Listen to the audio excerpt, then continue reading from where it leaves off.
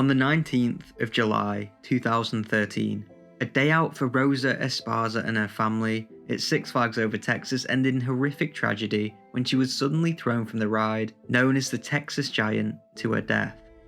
The incident sent shockwaves through the theme park community and would forever taint the Texas Giant roller coaster, which had been a fan favourite for years. But how exactly did the incident unfold, and what happened that day?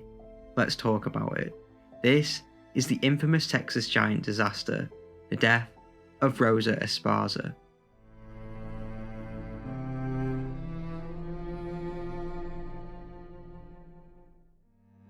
Rosa Irene Esparza was born on June 28, 1961, in Piedras Negras, Mexico. Piedras Negras is a city located in the northern Mexican state of Coahuila and sits close to the US border.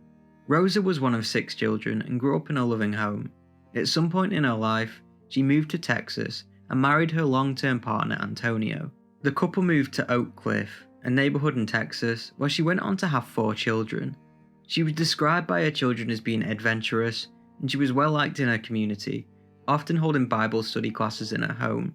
That day, she was visiting Six Flags Over Texas for the first time with her family, and the group were in good spirits as their day was coming towards the end.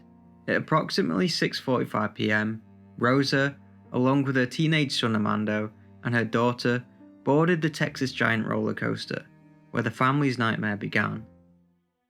The Texas Giant roller coaster is located at Six Flags Over Texas amusement park in Arlington and has a rich history dating back to its opening in 1990. The Texas Giant was originally designed as an all-wooden roller coaster and was built by the roller coaster manufacturer Ding Corporation. It was a groundbreaking addition to Six Flags Over Texas and was promoted as one of the tallest and steepest wooden roller coasters in the world when it opened to the public back on March 17, 1990. After opening, the ride quickly gained a reputation in the theme park world for its thrilling ride experience. Over time, wooden roller coasters like the Texas Giant required extensive maintenance due to wear and tear. To address this, Six Flags Over Texas made a significant decision to renovate the Texas Giant.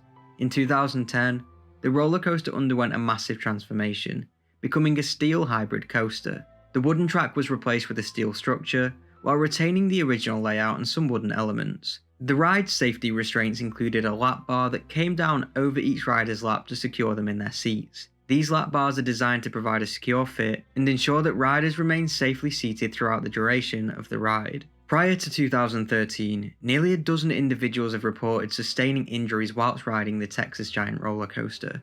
These injuries, detailed in state records, range from concussions to muscle strains and were attributed to the roller coaster's vigorous motion. From April 2008 to April 2013, Six Flags Over Texas documented 14 injury cases linked to the Texas Giant roller coaster, although it is important to note that a few of these injuries occurred in proximity to the ride, such as tripping on the steps leading up to it.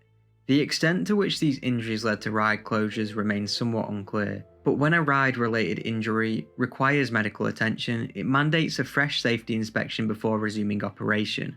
Whether this happened each time is unknown.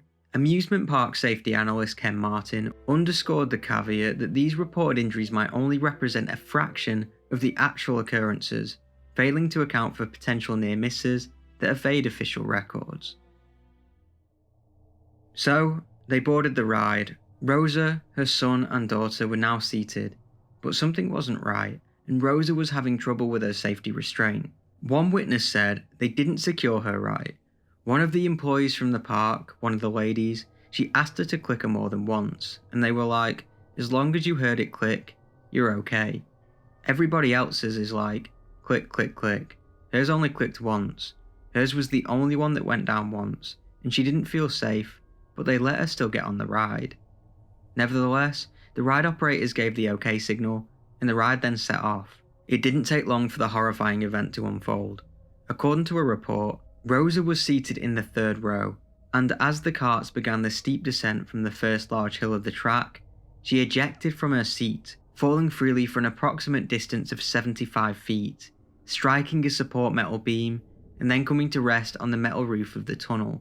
Everyone on the ride was horrified, especially Rosa's children, who saw their mum fall.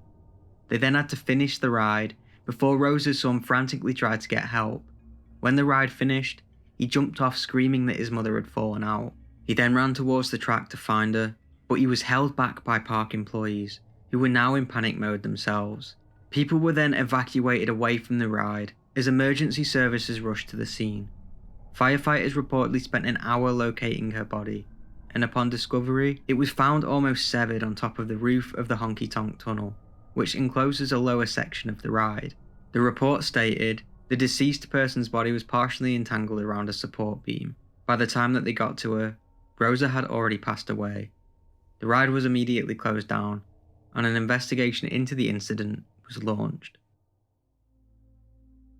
The park quickly released a statement saying, "Friday's accident remains under investigation by both company and external experts. Until complete, we will not comment or speculate on what happened.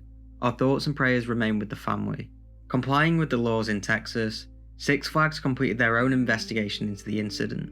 They hired both external and internal investigators to look into what happened.